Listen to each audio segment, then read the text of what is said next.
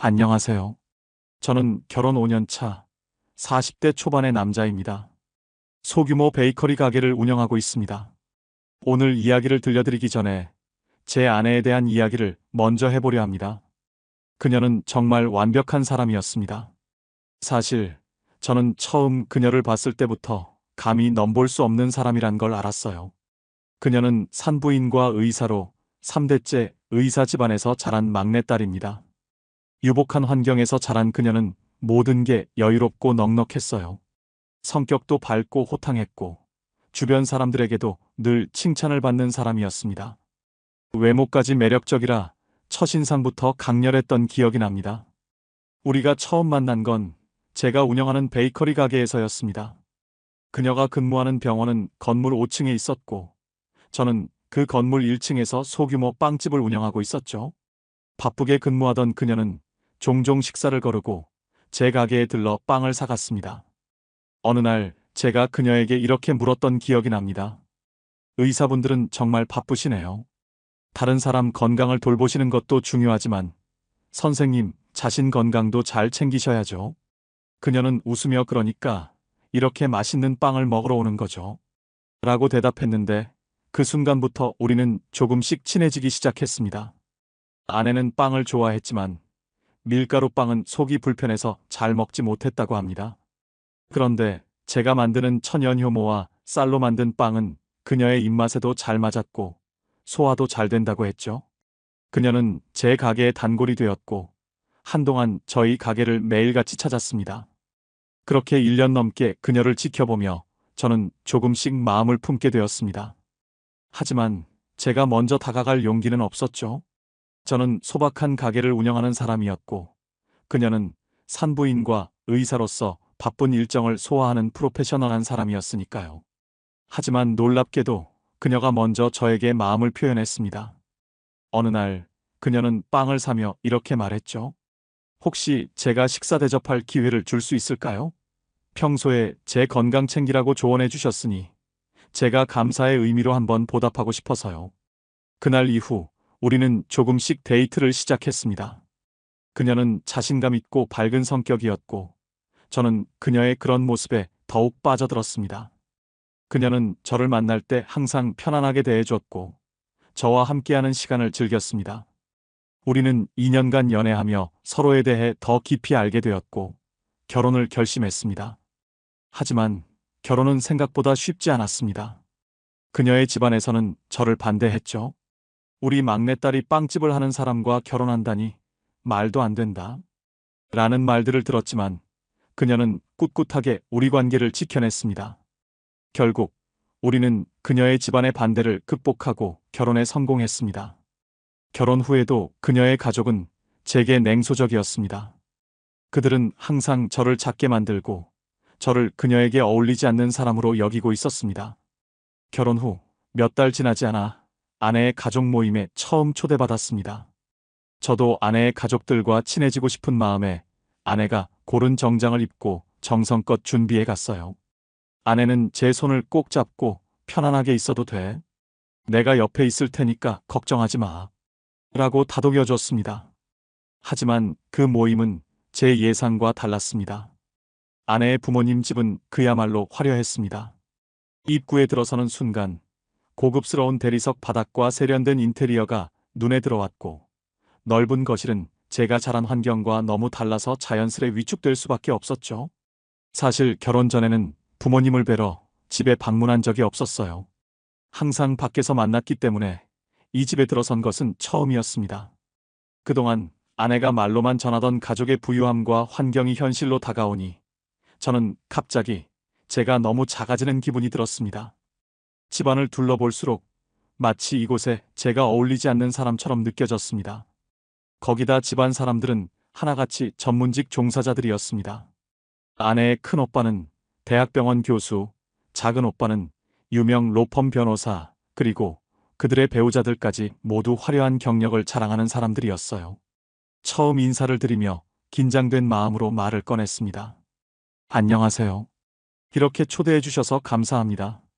그러자 아내의 큰오빠가 웃으며 제게 농담을 던졌습니다. 아니, 우리 막내가 진짜 빵집 사장님이랑 결혼할 줄은 몰랐네. 드라마에서나 나올 법한 설정 아닌가? 그 순간 모임에 있던 사람들이 폭소를 터뜨렸고 저도 애써 따라 웃었습니다. 하지만 그 말이 농담으로만 들리지는 않았습니다. 분명히 저를 깎아내리는 뉘앙스가 담겨 있었으니까요. 아내는 그 상황이 불편했는지 웃음을 멈추고 오빠를 보며 말했습니다. 오빠, 그런 말 하지 마. 내 남편은 정말 성실하고 따뜻한 사람이야. 내가 가장 존경하는 사람이기도 하고. 그 말을 듣고 저는 고맙다는 마음과 함께 더 큰 위축감을 느꼈습니다. 아내가 이렇게까지 나서서 날 변호해야 한다는 사실 자체가 제 자신을 작게 만들었으니까요. 하지만 상황은 여기서 끝나지 않았습니다. 식사가 시작되자 큰오빠의 아내가 이렇게 물었습니다. 근데 빵집이 요즘도 잘 되나 봐요? 요즘 프랜차이즈가 너무 많아서 소규모 빵집은 힘들다던데요? 저는 최대한 밝은 목소리로 대답했죠. 네, 다행히 동네 분들이 많이 찾아주셔서 꾸준히 운영하고 있습니다. 그녀는 제 말을 듣고 고개를 끄덕이며 다시 말했습니다. 그래도 빵집이야 똑같은 빵을 팔 텐데 남편분만의 특별한 비법 같은 게 있나요? 아니면 그냥 운이 좋아서 되는 건가요? 그 순간 모든 시선이 저에게 쏠렸고 저는 무언가 대답해야 한다는 압박감에 식은땀까지 흘렸습니다. 천연효모와 쌀빵을 사용하는 게 저희 가게의 차별점입니다. 손님들께서 소화가 잘 되고 맛있다고 좋아해 주시더라고요. 제 대답을 들은 그녀는 미소를 지으며 한마디를 덧붙였습니다. 그래도 천연효모나 쌀빵 만드는 게 의사 되는 것보다는 훨씬 쉽겠죠? 그 말의 분위기는 또 한 번 웃음으로 가득 찼습니다. 저는 땅이라도 꺼지길 바랐습니다.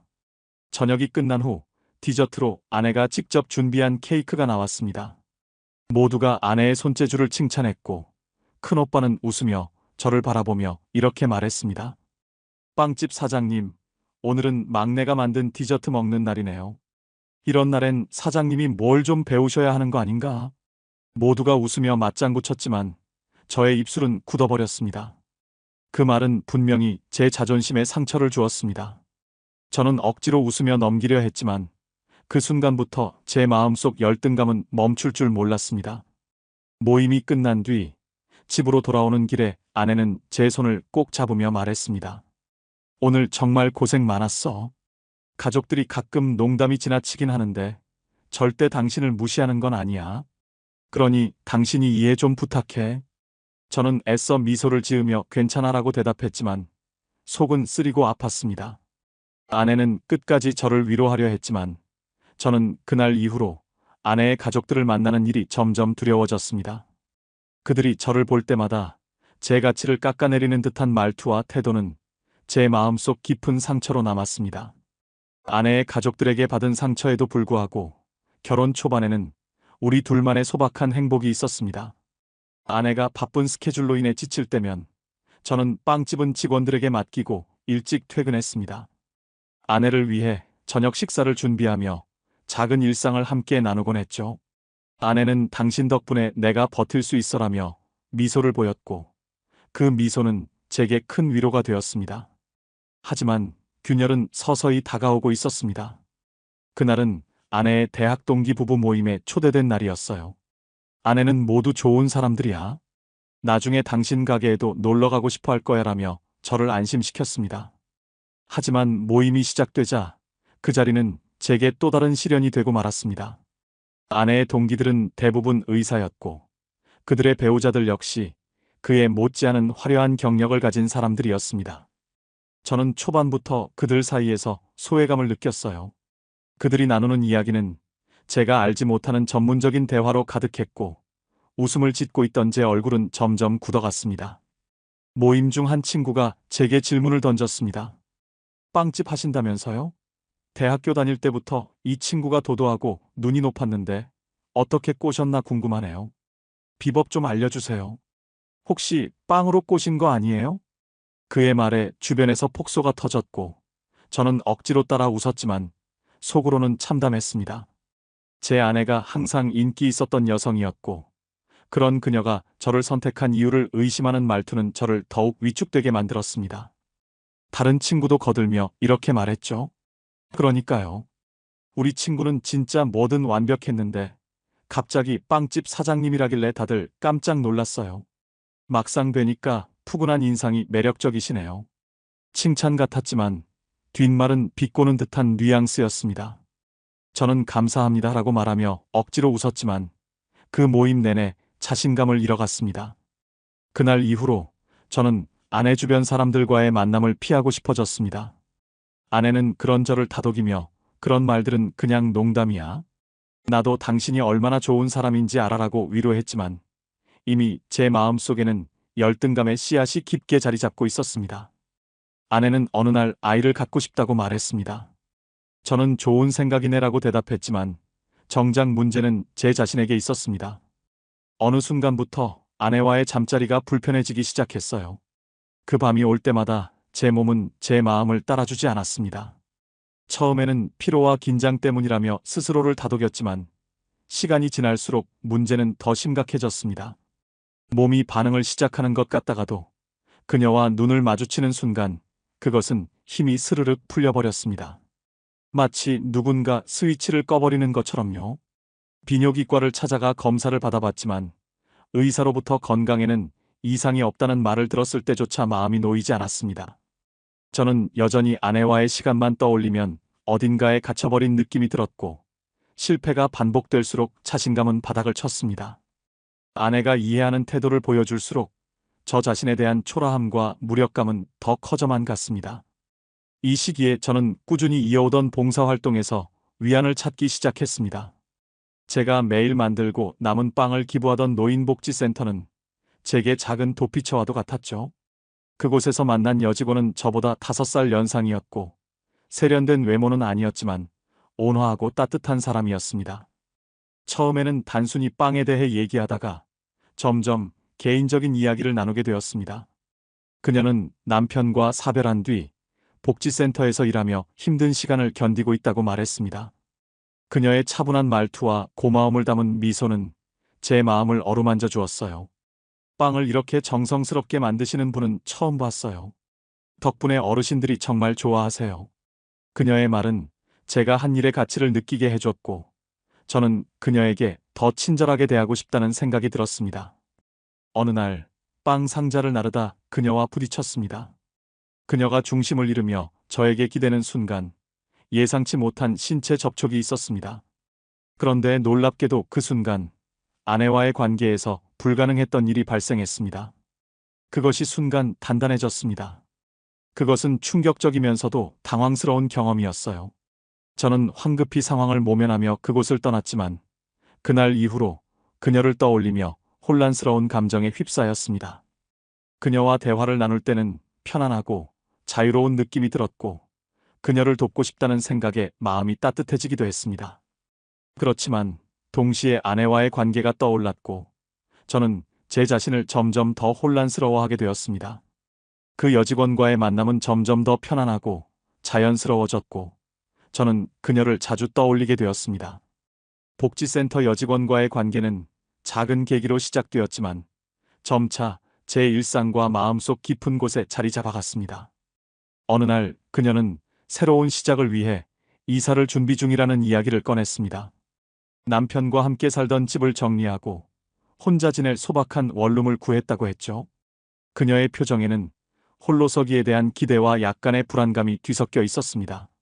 저는 자연스럽게 그러나 속마음에서는 조금 더 가까워지고 싶은 마음으로 말했습니다. 이삿짐 옮기는 건 힘들잖아요.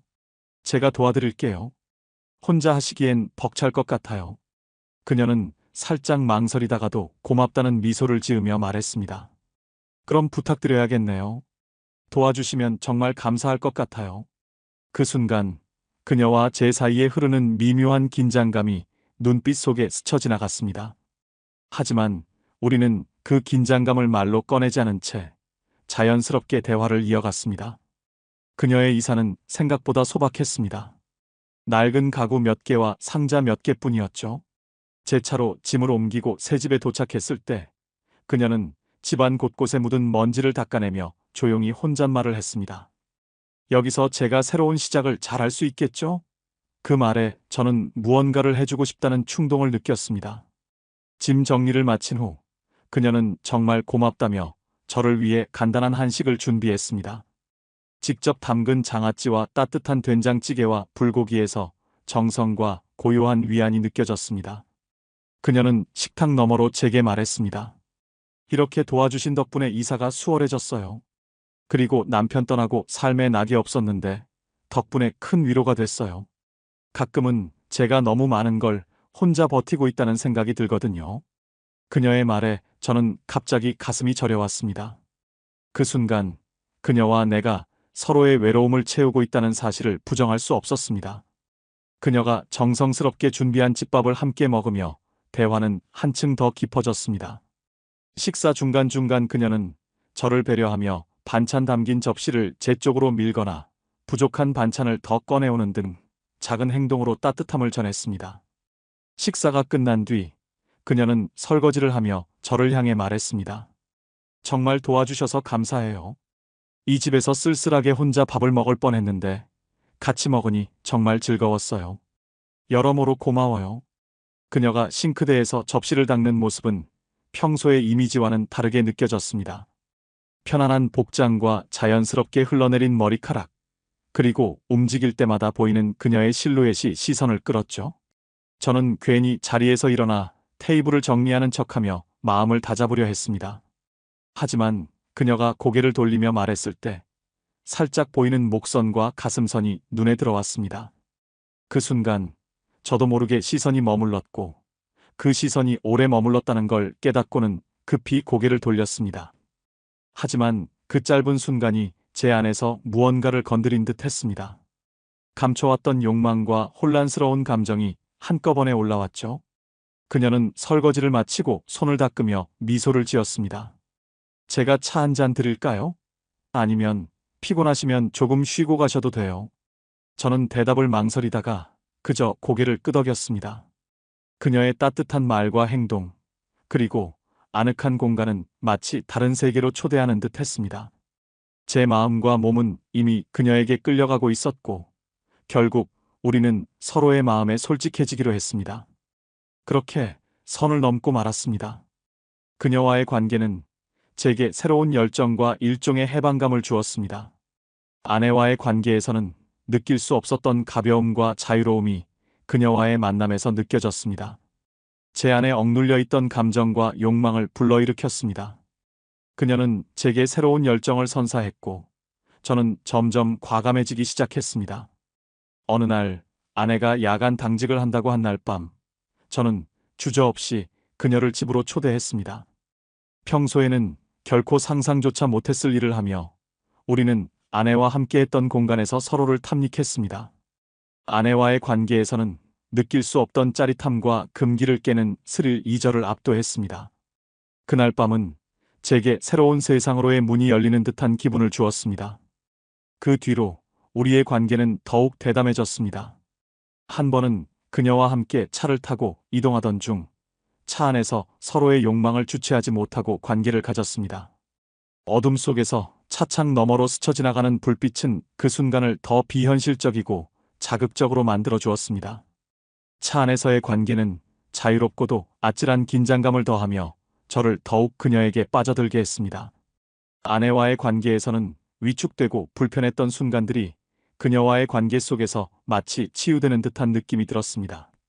그녀와 함께 있을 때 저는 제 자신으로 돌아간 것 같았고, 그간 억눌려 있던 열등감과 상처가 사라지는 기분이 들었습니다. 하지만 그 모든 순간이 깊어질수록 제 삶은 점점 더 위험하고 복잡하게 얽혀가기 시작했습니다. 아내가 보여주는 작은 의심의 눈빛조차 이제는 제게 큰 압박감으로 다가왔고, 그녀와의 관계를 숨기기 위한 거짓말이 계속해서 쌓여만 갔습니다. 아내는 점점 제가 달라졌음을 느꼈고, 그 의심은 결국 확신으로 바뀌었습니다. 어느 날 그녀는 제가 모르게 집과 차에 녹음기를 설치했고, 결국 제가 복지센터 여직원과 나눈 대화와 행적을 확인하게 되었습니다. 녹음된 음성 파일을 들고 온 아내는 눈물이 가득한 얼굴로 저를 마주했습니다. 이건 대체 뭐야? 당신, 나를 이렇게까지 배신할 수 있어? 그 순간 저는 모든 것이 끝났음을 느꼈습니다. 거짓말할 여지도 없었고 변명도 통하지 않을 상황이었습니다. 아내는 충격을 받은 상태로 방으로 들어가 문을 걸어 잠갔습니다. 며칠 동안 그녀는 저와 단 한마디도 하지 않았습니다. 저는 그녀가 곧 이혼을 요구할 것이라 생각하며 괴로워했지만 예상과는 다르게 아내는 일주일 뒤 저를 조용히 불러앉혔습니다. 이혼은 절대 안 해. 나는 당신을 사랑해. 당신이 이 지경까지 된 것은 우리 가족 책임도 있을 거야. 나는 우리가 이 위기를 이겨낼 수 있을 거라고 생각해.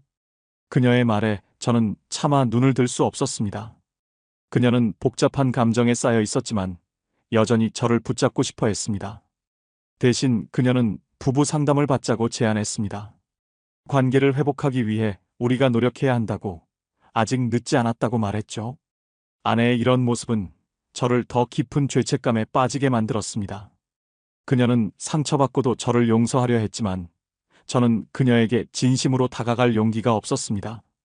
부부 상담은 아내에게는 희망을, 저에게는 점점 커져가는 내적 갈등을 안겨주었습니다. 상담 과정에서 저는 아내가 제게 얼마나 큰 애정을 가지고 있는지 깨달았습니다. 그녀는 우리 결혼의 초반으로 돌아가고 싶어 했고, 제가 그녀를 위해 얼마나 많은 걸 희생했는지 상기시켰습니다. 하지만 제가 상담을 받으며 노력하는 동안에도 복지센터 여직원과의 감정은 제 마음속에서 여전히 살아 있었습니다. 그녀와 있을 때 저는 내가 중요한 사람이라는 느낌이 들었고, 그 존재감은 아내와의 관계에서는 느낄 수 없는 것이었습니다. 결국 저는 스스로에게 물었습니다. 나는 정말 무엇을 원하는 걸까? 아내와의 관계를 회복하고 그녀에게 모든 걸 솔직히 털어놓으며 새로운 시작을 할 수 있을까? 아니면 나는 내 욕망과 자유를 위해 지금의 모든 것을 포기해야 할까? 이 질문에 대한 답은 아직 찾지 못했습니다. 아내와의 관계를 회복하기 위해 노력하면서도 제 안의 욕망과 혼란은 여전히 저를 붙잡고 있습니다.